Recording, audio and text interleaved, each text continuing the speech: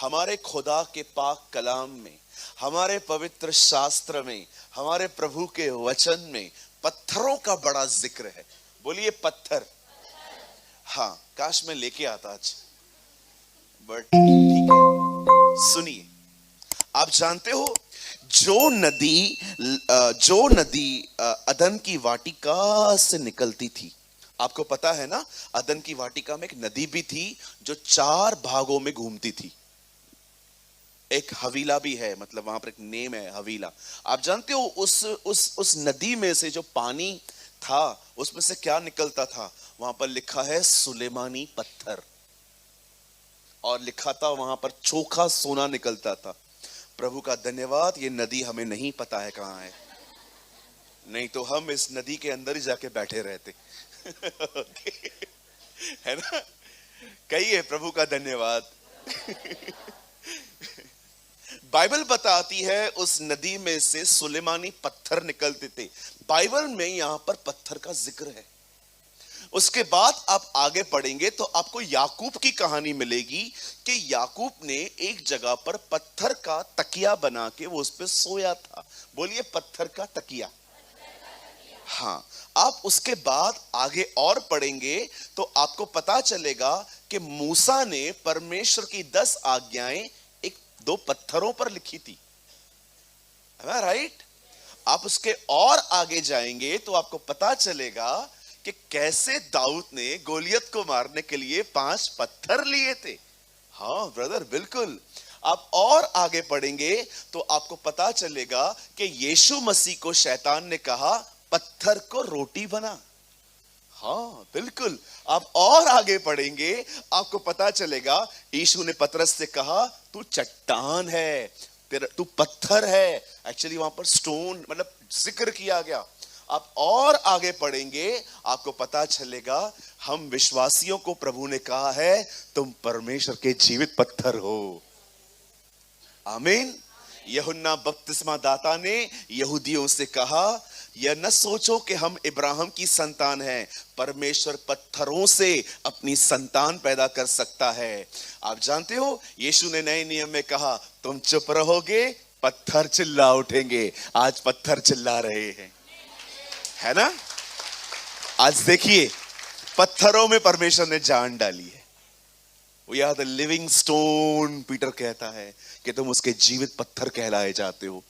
आप जानते होंगे ना, उन दिनों में यूहन्ना बपतिस्मा दाता यहूदियों को कह रहा था यह मत समझो कि तुम इब्राहिम की संतान हो, तुम ही चुने गए हो, परमेश्वर पत्थरों से संतान उत्पन्न कर सकता है।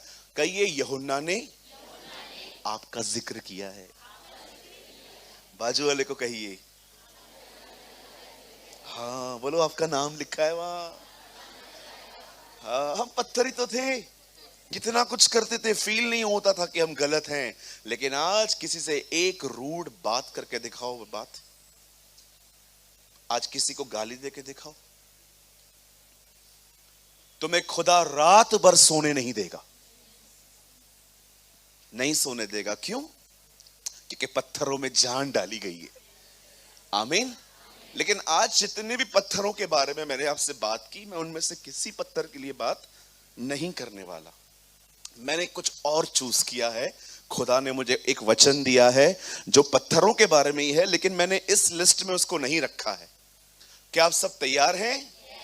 ओके, मैं बहुत होप रखता हूं कि आप सब जो हैं अपने मन में चौकस रहे, कोई भी यहां वहां ध्यान न दे, परमेश्वर के वचन में ध्यान दीजिए। ठीक है? आइए, मैं चाहता हूं आप सब सामने देखिए, अब सुनिए। बाइबल बताती है एक समय आया जब हमारे खुदा बाप ने, जब हमारे परमेश्वर पिता ने, बाइबल बताती है कैसे इजराइल के लोगों को, ओके मैं लॉन्ग स्टोरी शॉर्ट कर रहा हूं, कैसे उनको वहां से बाहर निकाला। उसने किसका उपयोग किया बाहर निकालने में? कहिए मूसा को। आप जानते हो ये बड़ी अमेजिंग बात है, प्रतिज्ञा इब्राहिम को मिली, मूसा निकाल लाया, यहोशू अंदर ले गया। एक प्रतिज्ञा को पूरा करने में परमेश्वर ने 3 लोगों का उपयोग किया। परमेश्वर ने इब्राहिम से कहा था मैं तेरे वंश को वहां से निकाल के उन्हें अपना देश दूंगा। वचन कहता है मूसा उनको निकाल ले आया और वो आगे ले गया, लेकिन बाइबल बताती है उस देश का अधिकारी उन्हें यहोशू ने किया था। आमीन।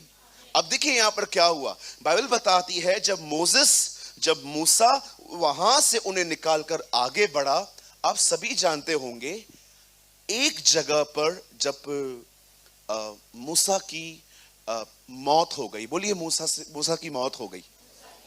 हाँ, उससे पहले भी कुछ हुआ वहां पर। आप जानते हो एक दिन परमेश्वर ने मूसा से क्या कहा? परमेश्वर मूसा से कहता है, जब परमेश्वर ने मूसा से कहा कि तू एक चट्टान से बात कर और वो तुझे पानी देगी, लेकिन आप सभी जानते हो कि उसने रॉड मार दी वहां पर। यह बात खुदा को अच्छी नहीं लगी, गई अपने पास वाले से। जब आप गुस्सा करते हो ये खुदा को पसंद नहीं। When you are angry, you represent God wrong. आपको पता है आजकल बहुत गुस्सा आता है लोगों को, बड़ा गुस्सा आता है, गालियां निकलती हैं मुंह से, गंदी गंदी वाहियात बातें निकलती हैं मुंह से गुस्से में। कभी कभी गुस्से के अंदर तो लोग चीजों को उठा के फेंक देते हैं। बाइबल बताती है मनुष्य का क्रोध परमेश्वर के धर्म को निर्वाह नहीं करता। When you are angry, आप खुदा को प्रेजेंट नहीं कर रहे हो। आप देखिए, यहां देखिए, रिबेका के सामने जब एलियाजर आया, आप जानते हो उसने क्या किया? रिबेका ने कहा क्या मैं आपके ऊंटों को पानी पिलाऊं? एलियाजर के हाथ में ऊंट थे। तब एलियाजर समझ गया कि यही वो लड़की है जो इसहाक की बीवी कहलाई जाएगी। आप जानते हो जिन ऊंटों को उसने पानी पिलाया था, उन्हीं ऊंटों पर बैठकर वो इब्राहिम के घर गई थी। आप जानते हो जीवन में बहुत से लोग आते हैं, परमेश्वर भेजता है ताकि वो आपको किसी तरह की ब्लेसिंग दें, पर आप अपने स्वभाव के कारण, अपने गुस्से के कारण उन लोगों से दूर हो जाते हो। आज भी मुझे आप में से कुछ लोगों के बारे में ऐसा फील हो रहा है कि परमेश्वर ने बहुत सही लोग आपको दिए थे, पर आपने अपने स्वभाव के कारण उन्हें खो दिया। यस, कौन जानता था कि जिन ऊंटों को वो पानी पिला रही है, उन्हीं ऊंटों पर बैठकर वो उसके देश जाएगी। खुदा कई सारे लोग आपकी जिंदगी में ब्लेसिंग के लिए देता है, आशीष के लिए देता है, लेकिन मैं आपसे पूछना चाहता हूं, क्या वो आपके साथ हैं? कहां गए वो? आपकी जुबान के कारण आपसे दूर हो गए। मैं आज भी आपसे कहता हूं, बुरा मत मानिएगा मेरे भाइयों, मेरी बहनों, गुस्सा हत्या है। It's a murder. आपके लिए शायद गुस्सा मुंह से निकालना होगा। आप जानते हो प्रभु ने मुझे एक दिन क्या कहा? अगर तू विश भी करता है ना कि इसके साथ बुरा हो, तू गलत है। इसके साथ तो होना चाहिए था, इससे ये डिजर्व करता है, इससे मेरे साथ में। अच्छा मुझे एक बात बताइए, कोई आपके साथ नहीं खड़ा हुआ जब आपको जरूरत थी, जब आप टफ टाइम से निकल रहे थे? मुझे एक बात बताइए, क्या अब आपको यह सूट करता है कि आप भी उनसे वैसा ही व्यवहार करो जैसा व्यवहार जो उन्होंने आपसे किया? मुझे बताइए मेरे भाइयों, मेरी बहनों, गुस्से पे विक्ट्री पाना बहुत जरूरी है। मैं आपको कंडेम नहीं, मैं बहुत आपको नम्रता से कह रहा हूं। यहां देखिए, कहिए नम्र बनना है। यस, आप बहुत कुछ खो देंगे। कभी कभी आप में से कुछ लोग यहां पर ऐसे भी होंगे कि आप स्ट्रगल कर रहे हो, क्योंकि खुदा ने आपकी जिंदगी में कुछ लोग भेजे थे आपको कहां तक पहुंचाने के लिए, आपने उन्हें ही भगा दिया। क्यों गुस्सा आता है आपको पता है? आपको पता है आप रूट क्यों बात करते हो? आपको गुस्सा क्यों आता है? गुस्सा आने का जो मेन कारण है मैं आपको बताऊं, कहिए, जो मैं चाहता था वो नहीं हुआ। बस यही तो है। एक्सपेक्टेशंस, उम्मीदें।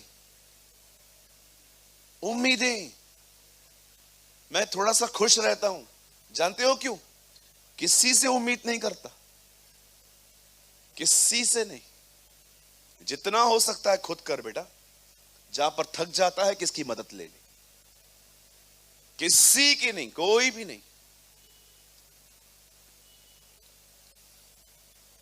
कल मैं एयरपोर्ट से उतरा, एक भाई मुझे लेने के लिए आए थे। मैं एक्सपेक्ट नहीं करता कि वो बंदा आएगा और मेरी बैग उठाएगा। नो, कार तक मुझे ही जाना है लेके। वो तो बेचारा नम्र भाई है, उससे मेरी बैग ले ली, बोला भैया दो मुझे। मैंने कहा ले लो। मेरा माइंड सेट था, मेरे को वहां तक लेके जाना है। लेकिन अगर मैं अपने आप में ऐसा सोचता, मैं पास्टर हूं, एक नहीं दोनों बैग उठा, और वो एक ही उठाता, मुझे हर्ट होता। कुछ चीजों में है ना, अपना माइंड सेट करना सीखिए, आप बच जाओगे हर्ट होने से।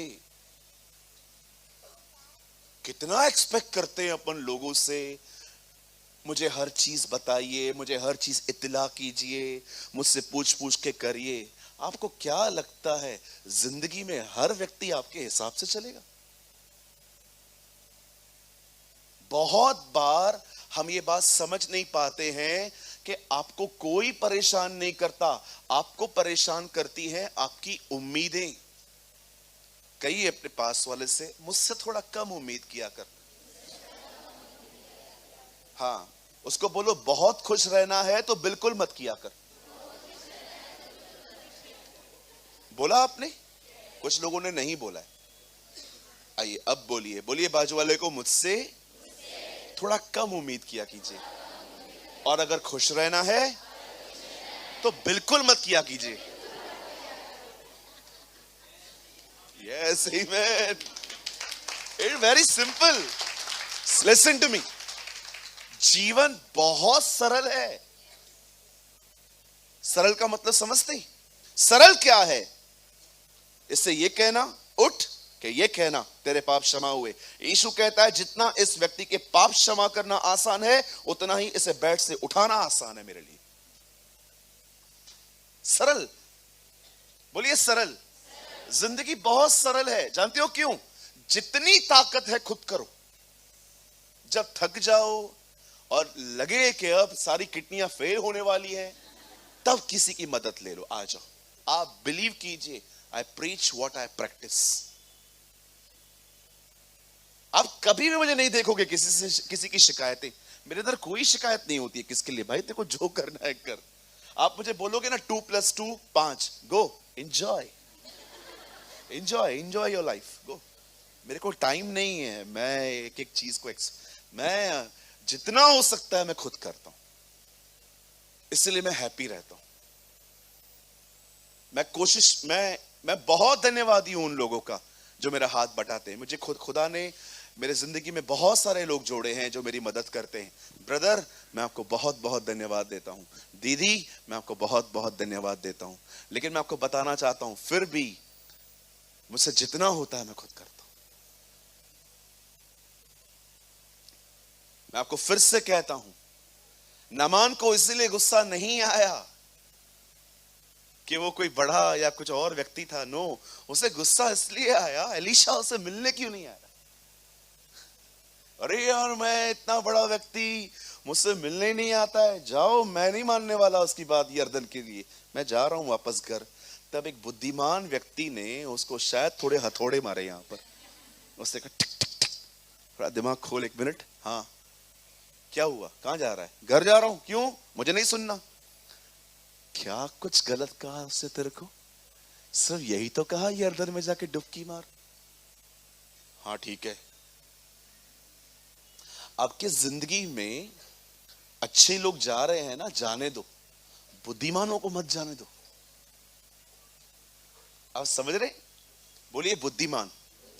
कैसे पता चलेगा व्यक्ति बुद्धिमान है? कैसे पता चलेगा आपको? कई एक ज्ञानी घमंडी होते हैं। एक 2 बार और कहिए। आप जिसको भी घमंड देखो, याद रखना इसको बहुत कुछ पता है।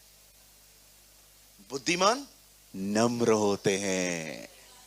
यस, विजडम हम्बल होना सिखाती है। आप किसी को भी देखिए जो रूड है, एक्चुअली प्रॉब्लम पता है क्या है? बोलिए, बहुत जानता है वो। हाँ, बुद्धिमान लोग होते हैं ना, वो नम्र होते हैं, हम्बल होते हैं। वो जानते हैं रिएक्ट करने का एक्चुअली एग्जैक्ट टाइम ये नहीं है।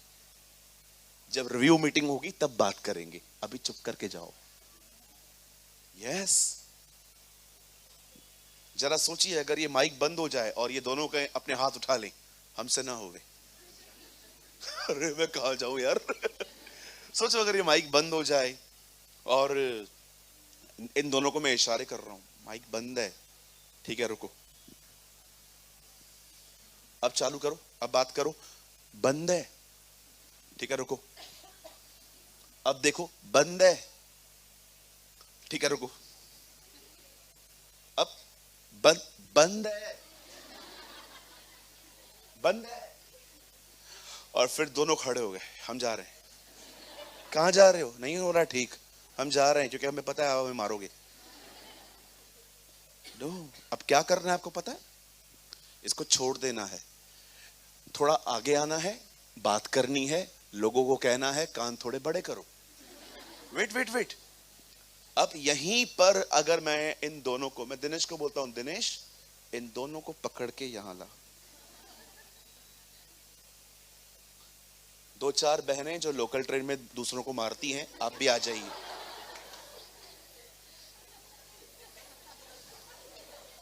ज्यादा आ जाएंगी, ज्यादा आ जाएंगी। ओके मेरी बहनों, आप अपने हाथ इनके ऊपर आजमाइए आज। नो नो नो नो, ये राइट टाइम नहीं है। कभी कभी आप उस टाइम पे बोलते हो जो राइट टाइम नहीं होता। कई बार आप सही बातें बोलते हो लेकिन गलत समय पे बोलते हो, गलत टोन में बोलते हो, इसीलिए कोई बंदा आपकी नहीं समझता। वेट करो, ये मीटिंग हो जाने दो, मैं बाद में इन दोनों को ऑफिस में बुलाऊंगा और मैं उनको बोलूंगा, ब्रदर मैं मेरा काम ठीक से कर रहा हूं, आप लोग अपना काम ठीक से करो ना। अगर दो बार और समझाऊंगा इसी तरह, इसी लहजे में, इसी टोन में, दो बार होने के बाद भी अगर ये लोग ऐसे ही करेंगे, तब तीसरी बार मैं थोड़ा अपना अनबिलीवर का स्वभाव निकालूंगा बाहर। अब मैं इनको थोड़ा तू करके बात करूंगा, तुझे समझ में नहीं आती ये बातें। कई अपने पास वाले से, जब बात प्यार से बन रही है तो गुस्सा क्यों? मैं आपको सच कहता हूं, अगर आप अपने गुस्से पे कंट्रोल नहीं पाएंगे ना, लोग आपसे नहीं मिलेंगे, लोग आपके साथ रिश्ता नहीं रखेंगे, लोग आपसे बात नहीं करेंगे। और डोंट से कोई मुझसे बात नहीं करता, ये नहीं करता, वो नहीं करता। क्यों? क्योंकि तुमने खुद अपनी इमेज खराब की है। बी हम्बल, बी जेंटल, तुम्हारी कोमलता सब पे प्रकट हो, गुस्सा नहीं। प्रभु निकट है, कहता है ना पॉल, आपकी कोमलता सब पे प्रकट होनी चाहिए, सबको पता होना चाहिए कि you are a gentle person, आप नोबल व्यक्ति हैं, आप सुनते हैं लोगों को। बाइबल बताती है गुस्सा होने के कारण क्या हुआ।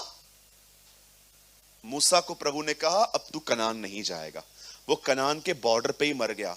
अब सारी जिम्मेदारी आ गई यहोशू पर, बोलिए यहोशू पर। अब जब परमेश्वर यहोशू को कहता है तू इन्हें अंदर ले जाएगा, और आप जानते हो इजराइल से पहले क्या आता है, कहिए जॉर्डन।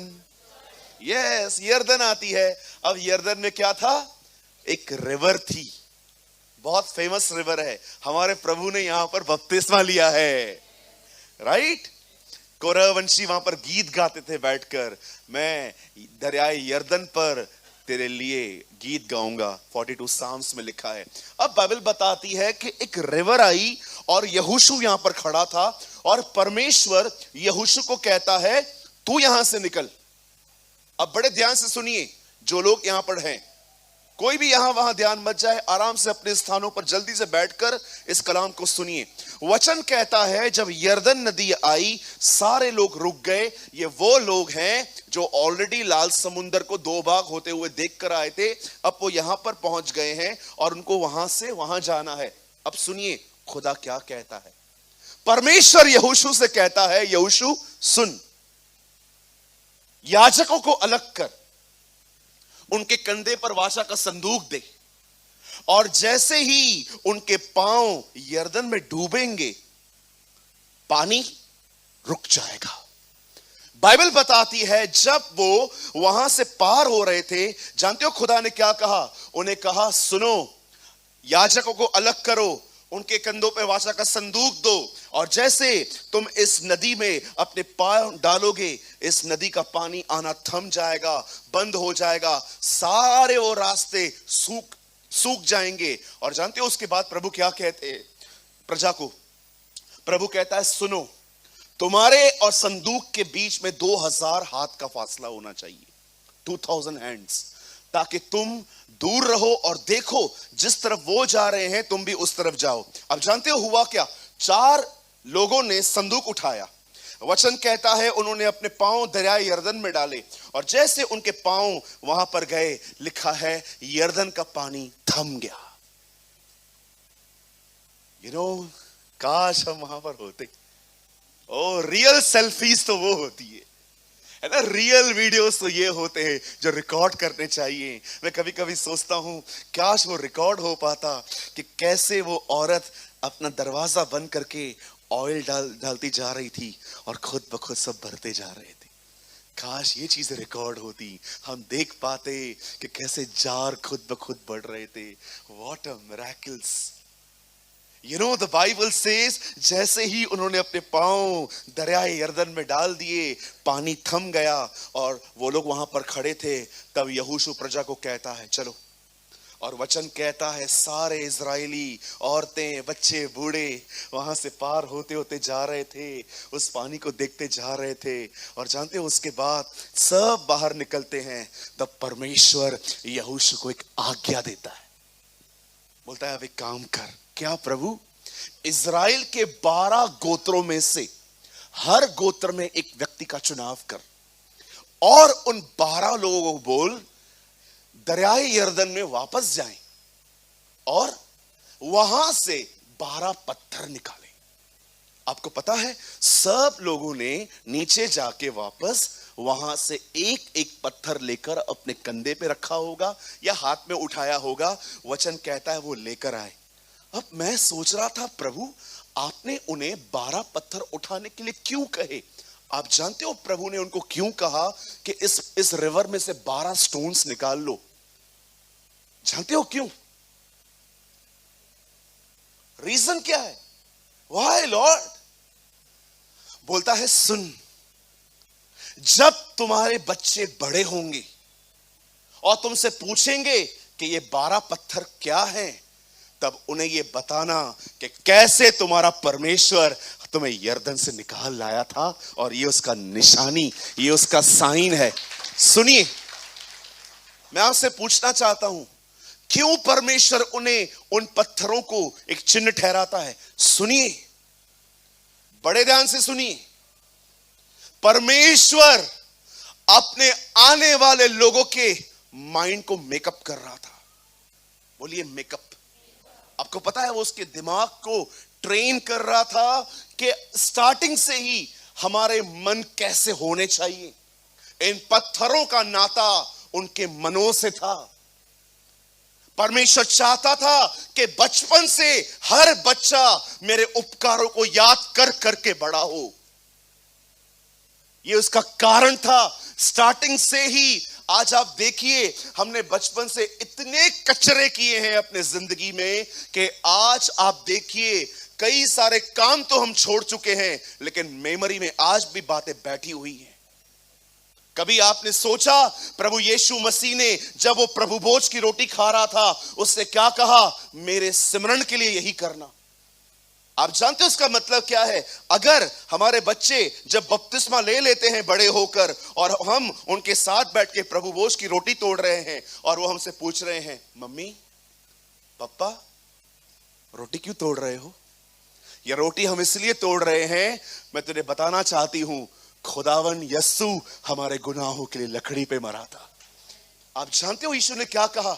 मेरे सिमरन में हम में से बहुत सारे लोग जब प्रभु भोज लेते हैं ना, मैं आपको सच कहता हूं, आई एम सॉरी मैं इन वर्ड्स को यूज करता हूं, यहां पर कुछ लोगों को तो मैनर्स भी नहीं है खाने के। उनकी आंखें खुली रहती हैं, यहां वहां देखते रहेंगे, रोटी हमसे पहले ले लेंगे। आपको पता है ये इतनी पवित्र विधि थी कि परमेश्वर का वचन कहता है, ये सारे सुसमाचारों में यूहन्ना को छोड़ के लिखी गई कि एक रात पहले जब वो मरने पर था, उसने एक अटारी पर बैठकर रोटी ली, दाखरस ली, उसे तोड़ी और कहा, इससे मेरे सिमरन में के लिए करना, मुझे याद करने के लिए करना। आपको पता है रोटी का वास्ता सिर्फ रोटी से नहीं, याद से है। पढ़ा आपने? मेरे सिमरन के लिए यही करना। अगर कोई व्यक्ति उसे ऐसे ही खा रहा है, कोई फायदा नहीं होगा, उससे मेरी याद में करना। जब इस रोटी को तुम लो, उस टाइम पे याद करना, कैसे मैं तोड़ा गया हूं, कैसे हर दिन मेरी जिंदगी तुम्हारे लिए मैंने उंडेल दी। मैं आपसे पूछना चाहता हूं, यहां पर कितने लोग हैं, जब आप प्रभु भोज की रोटी हाथ में लेते हैं, आप उस समय अपनी आंखें बंद करके प्रार्थना करते हैं, पवित्र आत्मा कृपया मेरे सामने क्रूस को जीवित कीजिए। कुछ लोग यहां पर मैं देखता हूं मीटिंग में, हाथ में रोटी रहती है, आंखें खुली हुई, यहां वहां देखते हैं, हंसते हैं, कभी कभी ऐसे ही खा लेते हैं कि बस चलो क्या है, रोटी तो है। यीशु कहता है वो मेरे सिमरन के लिए करना। Do this in remembrance of me, ये मेरी याद में करना। पॉल जानते हो क्या कहता है? यह बात मुझे प्रभु की ओर से मिली और मैंने तुम्हें पहुंचा दी कि जिस रात वो पकड़वाया गया, उस रात उसने अपने हाथ में रोटी ली, तोड़ी और शुक्रगुजारी की और कहा, मेरी याद में। मैं आपसे पूछना चाहता हूं, यहां कितने लोग हैं जब आपके हाथ में प्रभु भोज आता है, आप उसे सीरियसली याद करते हैं कि मुझे बचाने के लिए वो इसी रोटी के समान टूटा था? मुझे बताइए, टाइम पास करते हो? क्या समझते हो वो कोई प्रसाद है? यीशु ने कहा, जो कोई न खाए उसमें जीवन नहीं है। पढ़ा है आपने? बाइबल बताती है जो उसे न खाए उसमें जीवन नहीं है। यह मेरा मांस है, यह मेरा लहू है। Do this in remembrance of me. अगर आप अपने हाथ में रोटी लेके खड़े हो और बस यहां वहां देख रहे हो, पौल भी जानता था, इसीलिए कुरिन्थियों के कलीसिया वो कहता है, क्या खाने पीने के लिए तुम्हारे अपने घर नहीं है जो यहां पर करते हो ये सब? पढ़ के देखिए क्या लिखा है वहां पर। क्या खाने पीने के लिए तुम्हें अपने घर नहीं है? अगर सिर्फ खाना ही है ये सब, तो वो बोलता है कोई बड़ी बात है ही नहीं, खाने पीने के लिए तुम्हारे घर पे भी है। जानते हो क्या कहता है? बोलता है ये उसकी याद में करो। Do this in remembrance of me. अगर आप अपने हाथ में रोटी लेके खड़े हो पर आपका ध्यान उसकी क्रूस की तरफ नहीं है, उसकी चुकाई हुई कीमत पर नहीं है, मैं आपको बताना चाहता हूं, ये रोटी आपको कुछ नहीं दे सकती। मैं ऐसे लोगों को जानता हूं जो प्रभु भोज खाने के बाद कैंसर से चंगे हुए हैं। मैं ऐसे लोगों को जानता हूं जिनकी HIV निकल गई है। रोटी में नहीं, इस रोटी के द्वारा उन्होंने उसको अपना ध्यान दिया और वो चंगे हो गए। आप जानते हो क्यों पहले की कलीसिया इतनी सामर्थी होती थी? क्योंकि उनका ध्यान या रोटी उस तरफ ले जाती थी।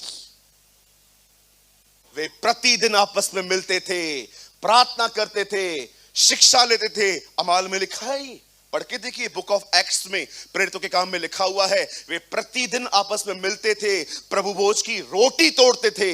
अब आप मुझे बताइए, क्यों उस कलीसिया पे इतना अनुग्रह था, इतनी सामर्थ थी? उनके छांव से लोग चंगे होते थे, उनके अंगोशों से लोग चंगे होते थे। मुझे एक बात बताओ मेरे भाइयों, मेरी बहनों, जिसका ध्यान यीशु पर है, वो सामर्थी कैसे नहीं होगा? कैसे नहीं होगा वो? आप जानते हो हम पावरलेस क्यों हैं? क्योंकि हमारा ध्यान उस पर नहीं, अपने फोन में है। That is a issue. ये प्रॉब्लम है आज की कलीसिया वचन सुनने के बाद अपने हृदय में उसे रखना नहीं जानती, वो डिस्ट्रैक्ट हो जाती है।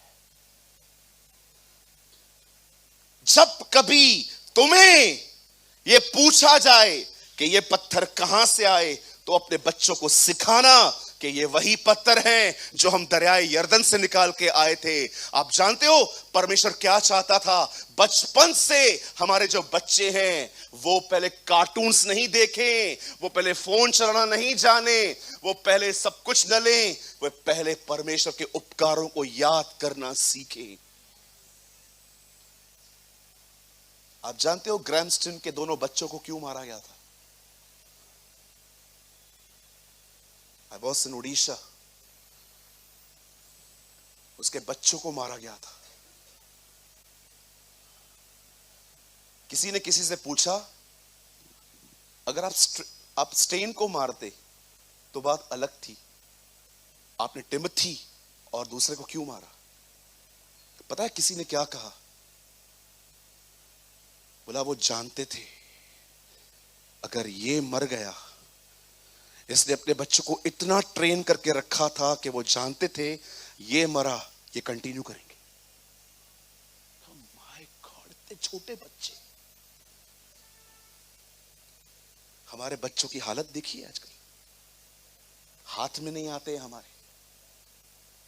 आपके बच्चे देखिए, कुछ लोग तो अपने बच्चों को नींद से मार के लेकर आए होंगे यहां पर। चल चल, यस मैं देखता हूं कुछ लोगों को।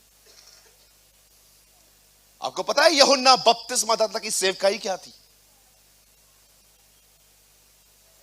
वह माता पिता के मन को बच्चों की ओर फेर देगा। जॉन, आप पढ़ के देखिए, लूका में लिखा है।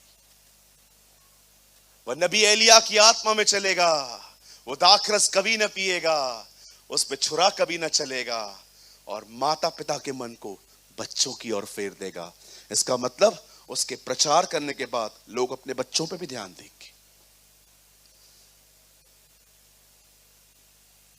सब देते हो जो चाहिए आपको, आपका बच्चा जो चाहिए दे दो, है ना?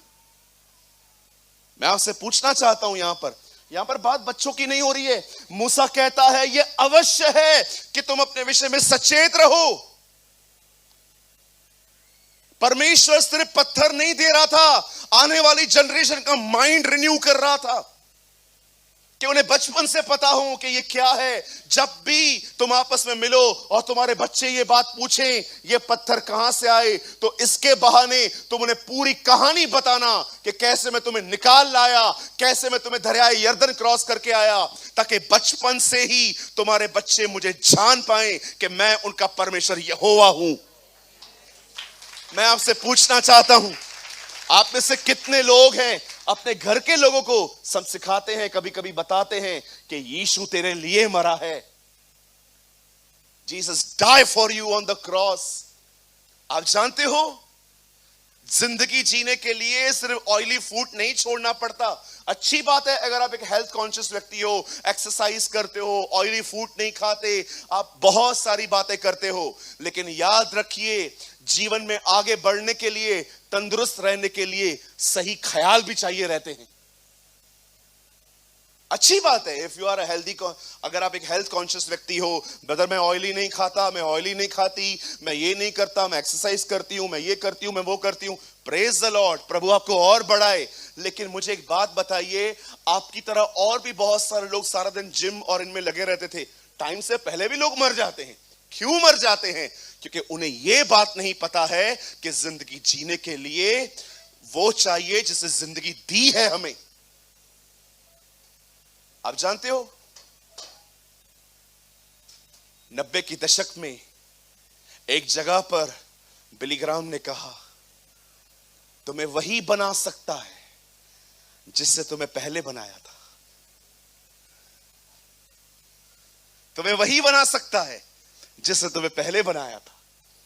आज देखिए, अगर ये टीवी, अगर ये यहां पर नीचे गिर जाए, आप मुझे बोलो इसे बनाओ, बन जाएगी, बिल्कुल बन जाएगी। 3-4 साल लगेंगे। अगर ये टीवी यहां से गिर जाए नीचे और आप मुझे कहोगे सूरज भाई इसे बनाओ, मैं बिल्कुल बना दूंगा, यूट्यूब चलाऊंगा, हर चीज को देख देख के बना लूंगा, लेकिन मेरे को 4-5 साल चाहिए। लेकिन सोचो, जिसने ये टीवी बनाई है, अगर उसके पास ले जाएं, कल तक बन जाएगी। तुम्हें वही बना सकता है जिसने तुम्हें पहले बनाया था। तुम्हें वही बना सकता है जिसने तुम्हें पहले बनाया था। जैसे उसके सामने जाओगे, उसको पता है तुम लोग के अंदर क्या क्या तोड़फोड़ करनी है। हाँ, उस औरत को बोलेगा, खोल इसको, ये किडनी निकाल, ये लंग्स निकाल, ये गुर्दा निकाल, डाल नया डाल, सब जैसे, फिर फाड़ के, फिर आपको सी के जा, ठीक हो गया तू। जब भी लोग मेरे सामने आते ना, किडनियां फेल हो गई हैं, मैं बिल्कुल नहीं चिंता करता। जानते हो क्यों? मैं आंखें बंद करके वहां पर लाखों किडनियां देखता हूं। ये वहां पर लाखों किडनियां हैं। मेरे पास जब लोग आके कहते हैं ना मेरे लंग्स खराब हो गए हैं, मैं आंखें बंद करके प्रभु को कहता हूं, प्रभु हमें लंग्स नहीं मिलते, तेरे यहां पर करोड़ों लंग्स हैं, एक भेज दे। ओ, जब मैं देखता हूं लोग कहते हैं मेरा हार्ट प्रॉब्लम है, मैं अपनी आंखें बंद करके वहां देखता हूं, वहां पर बहुत सारे दिल पड़े हुए हैं। इसीलिए मैंने इन दिनों में अपने परमेश्वर का एक नया नाम ढूंढ लिया, नव निर्माण करने वाला परमेश्वर। अ गॉड हु रिन्यूड अस। वो नव निर्माण करने वाला खुदा है।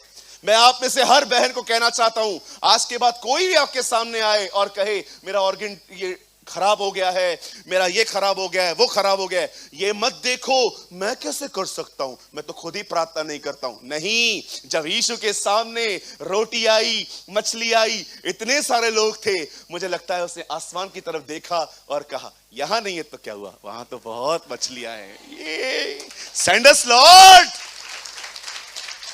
ओ, अपनी जरूरतों के लिए पृथ्वी की बातों नहीं, स्वर्ग पर निर्भर रहो। बोलो आमीन। God want to make up your mind.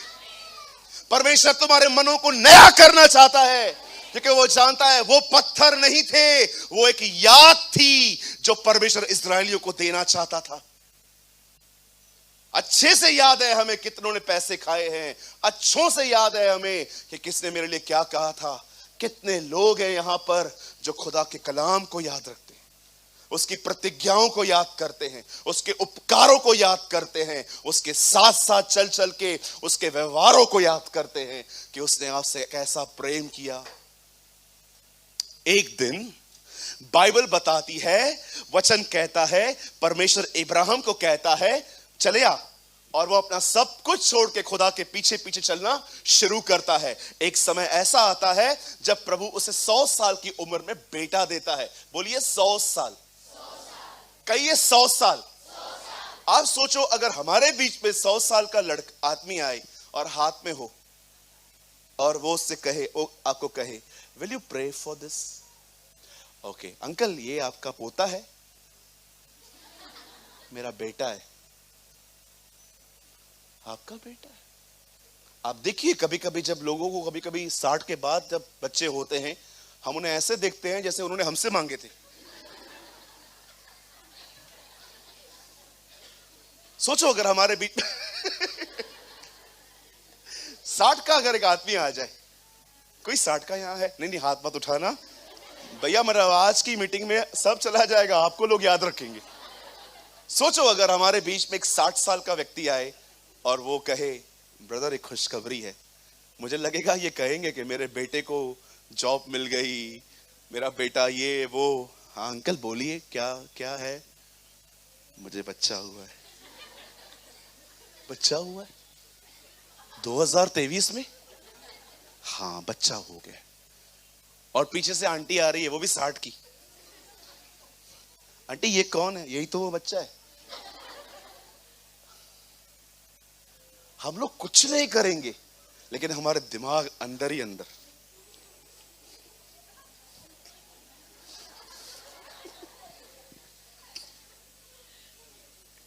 हम क्या आप सोचो, सारा की मरी हुई गर्भ थी, you know, she was pregnant in 90 years की थी वो।